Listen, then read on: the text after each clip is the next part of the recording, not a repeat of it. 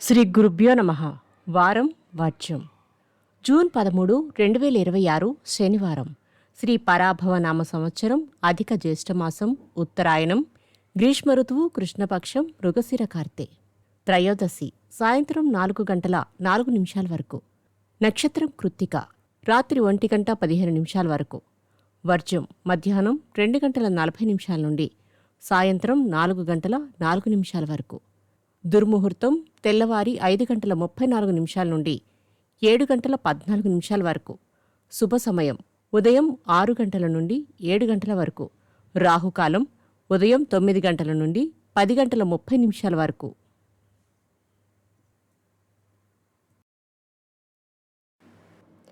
ద్వాదశ రాశులు. మేషరాశి.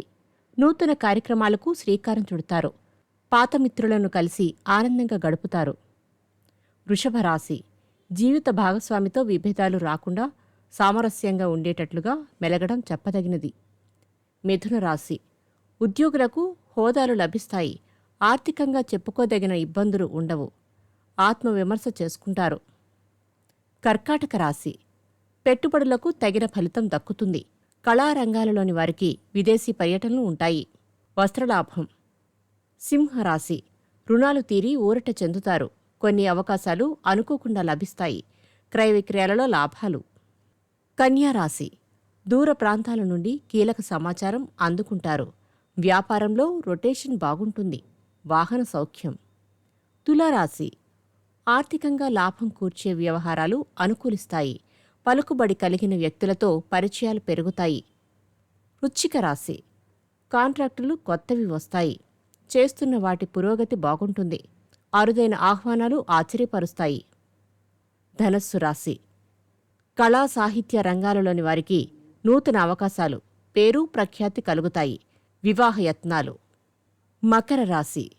చాకచక్యంగా వ్యవహరించి పనులు పూర్తి చేస్తారు. ఇంటా బయట మీదే పైచేయిగా నిలుస్తుంది. వస్త్రలాభం. కుంభరాశి. చెప్పుడు మాటలు విని మంచి స్నేహితులను దూరం చేసుకునే అవకాశం ఉంది. జాగ్రత్త వహించండి. మీనరాశి. అనేక అంశాలు అనుకూలంగా ఉంటాయి.